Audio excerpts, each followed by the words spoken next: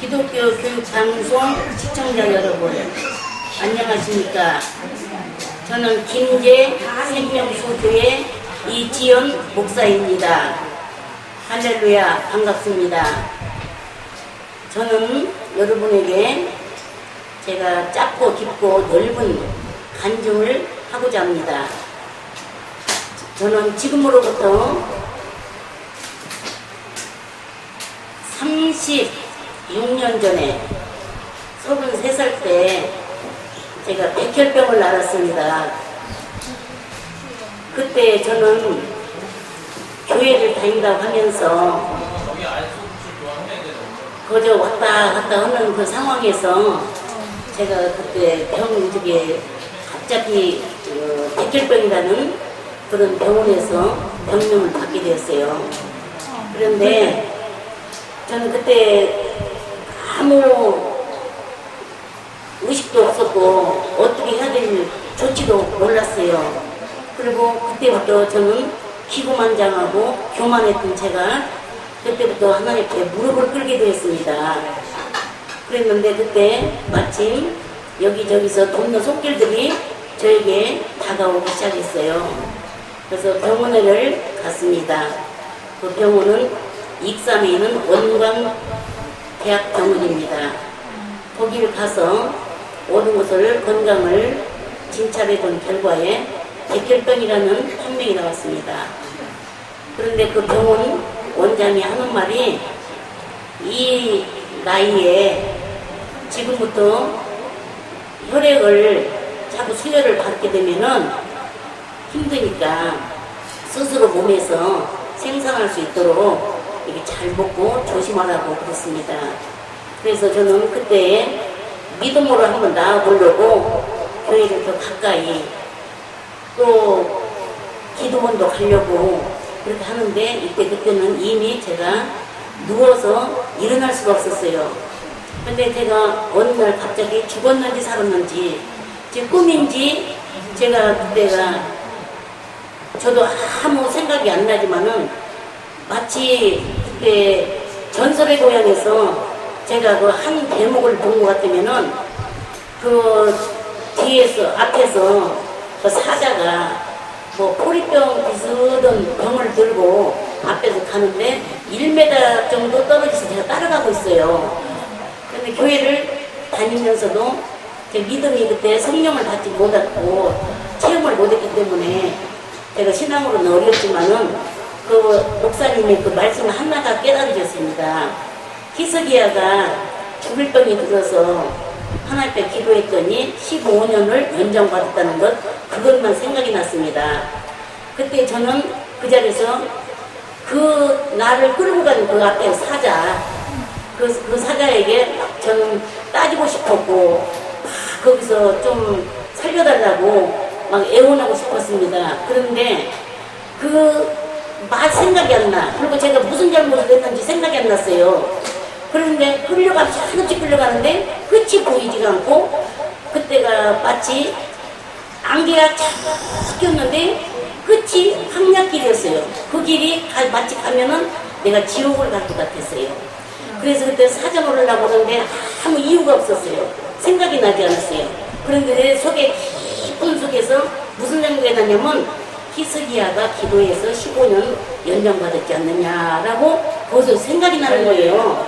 그래서 내가 나는 15년까지 너무 미안해가지고 15년 너무 미안해서 말을 못하겠고 15일만 나를 살려주신다면은 내가 그때부터 전도를 열심히 해갖고 죽은 다음에 천국은 가겠구나, 이 지옥은 벗어나겠구나 그러면서 그때 내가 그 히스기야 이 얘기를 딱 하는 순간에 눈을 번쩍 떴어요. 눈을 번쩍 떠서 보니까 내 옆에서 우리 동생, 여동생하고 우리 어머니하고 내가 죽었다고 막 울고 있어요. 그래서 나를 바라보고 울고 있고 나는 거기서 눈을 번쩍 밑에 누워서 뜨고 있으니까 서로 눈이 마주쳤어요. 그러니까 깜짝 놀랐어요, 서로가. 근데 그때도 무슨 생각이 나냐면 그때도 성령 받지 못했기 때문에 믿음이 그때 없었기 때문에 우리 동생 돈을 갖다가 어떤 내가 잘 아는 친구에게 그 돈을 주었거든요. 그러면 내가 죽으면은 저 동생은 진짜 비참하게 돼 있구나. 돈도 띄어버리면 아무것도 못 받겠구나. 그 생각이 나서 말은 못 오고 동생한테 이거 오라고 그랬어요. 내가 손짓을 했어요. 손짓을 해서 동생이 와서 가서 말을 못하고 쓸 거라고 종이 한 장만 달라 그랬어요. 그러니까 동생이 종이하고 연필을 가져갔어요. 그래서 아무개 그 집사가 네 돈을 가져갔으니까 지금 빨리 내가 죽기 전에 빨리 불러오라. 그랬더니 그 걔는 그 순간에 내가 죽으면 다 모든 끝난다는 생각이 이제 아무 정신없이 울고만 있어요. 그때 제가 다시 그랬어요. 아, 그렇구나.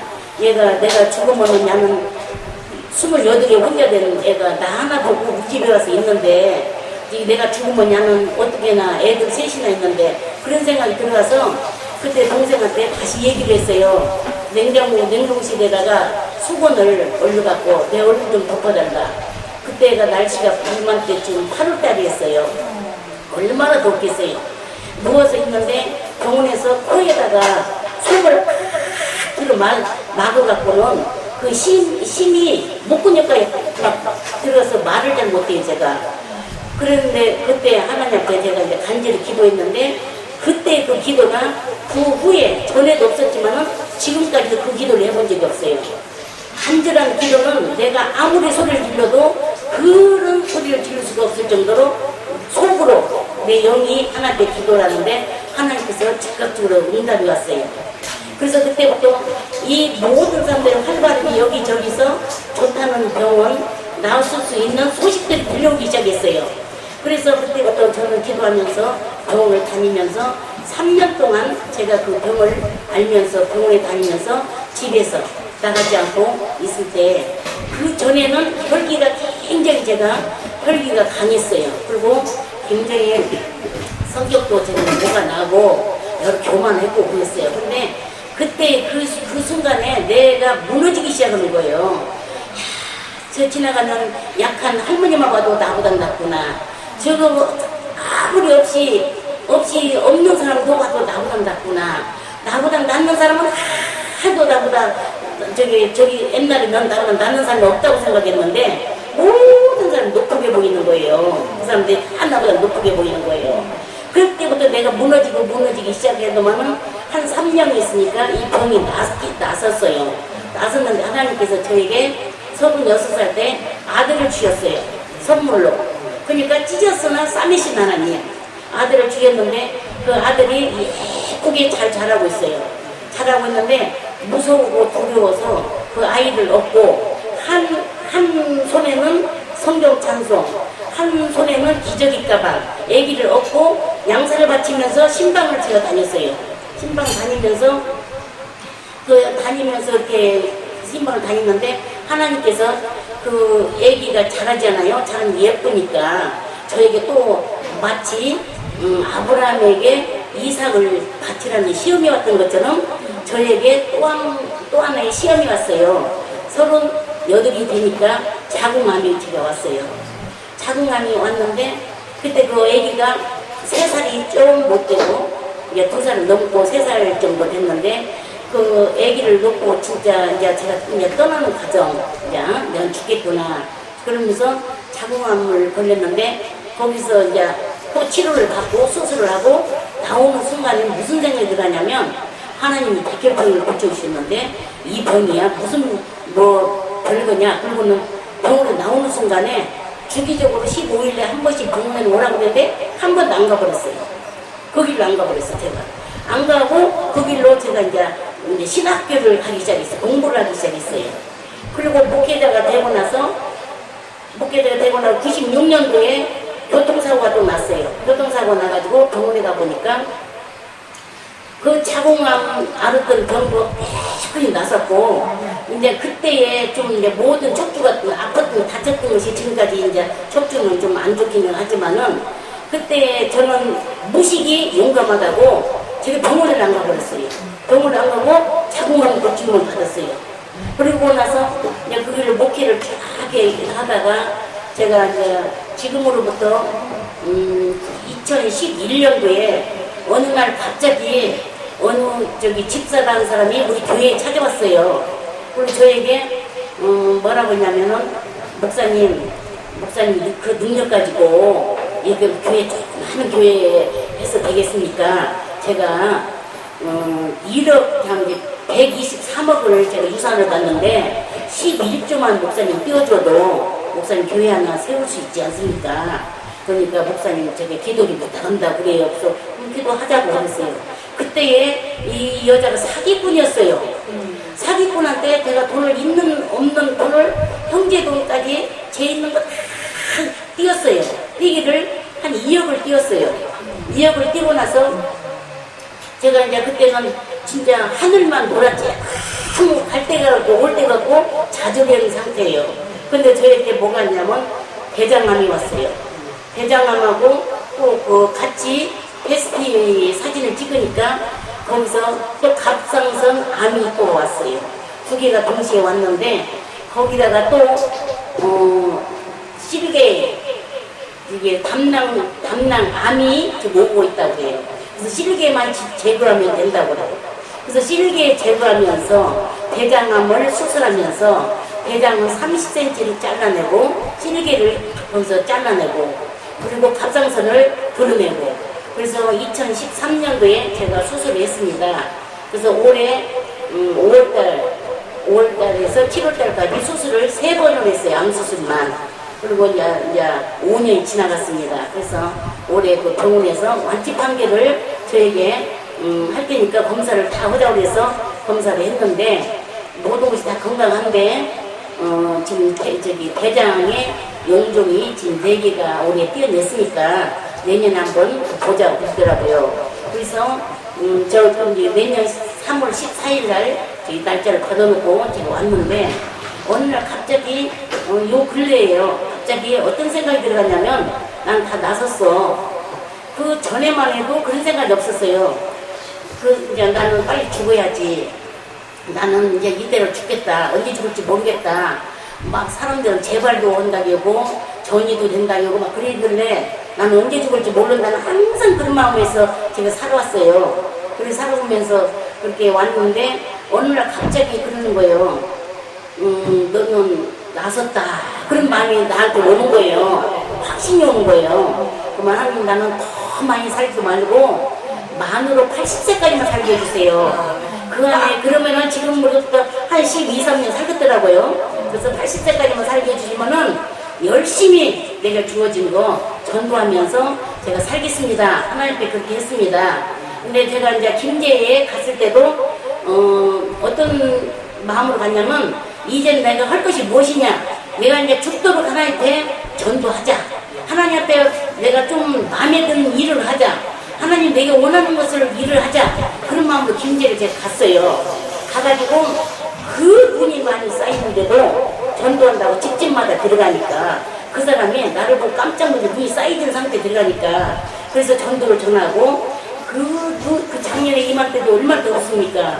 더운데 아이스 수건을 막 땀을 닦아가면서 전도를 하고 다녔어요. 그런데 한 번은 하나님께서 저에게 누구 천사를 보냈는데 그 천사가 와가지고 나하고 사진을 찍어 오랬대요. 그래서 나하고 사진을 찍는데 그 천사가 사진 찍는 동시에 같이 그 천사가 찍었는데 나 혼자만 독사진으로 딱 나왔더라고요.